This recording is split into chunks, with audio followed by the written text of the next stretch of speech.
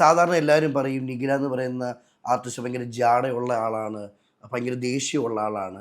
കണ്ടറിഞ്ഞ കേട്ടറിഞ്ഞ നിഖില എന്താണ്? വളരെ ജെനുവൻ ആയിട്ടുള്ള നല്ല വിവരവും ബോധമുള്ള ഒരു സ്ത്രീയാണ്. എനിക്ക് വളരെ റെസ്പെക്റ്റ് ഉള്ള ഒരു ആളാണ് ഓക്കെ. നിഖില. അവർ വളരെ ക്ലാരിറ്റി ഉള്ള ഒരു സ്ത്രീയാണ്. അവർക്ക് എന്താണ് തോന്നുന്നത് അത് ഉള്ളത് മുഖത്ത് നോക്കി പറയും. പറയുന്ന വളരെ നല്ലൊരു പൊളിറ്റിക്സ് ഉള്ള ഒരു സ്ത്രീ ആയിട്ടാണ് എനിക്ക് ഫീൽ ചെയ്തിട്ടുള്ളത്. ജനങ്ങള് ഈ പെണ്ണ് കേസ് പടം പോയി എന്തിനെ കാണണം? എന്തുണ്ട് പടത്തിൽ?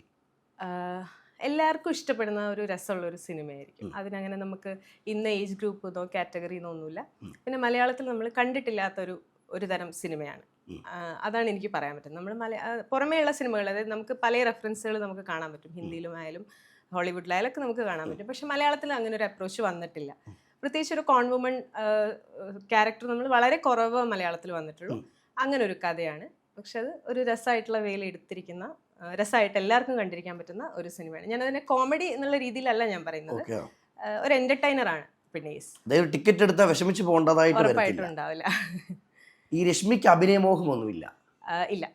ഞാൻ ഇതിലൊരു റോള്, ഞാൻ ഒരു കുഞ്ഞൊരു ഷോട്ട് ഞാൻ അഭിനയിച്ചിട്ടുണ്ട്. പക്ഷെ അത് ചെയ്യേണ്ടി വന്നതാണ്. അന്ന് ജൂനിയർ ആർട്ടിസ്റ്റ് ഇല്ലാത്തതുകൊണ്ട് ഞാൻ ആ റോള് ചെയ്ത. പക്ഷെ എനിക്കൊരു ആഗ്രഹമില്ലാത്ത, എനിക്ക് അറിയാത്തൊരു പണിയാണ്.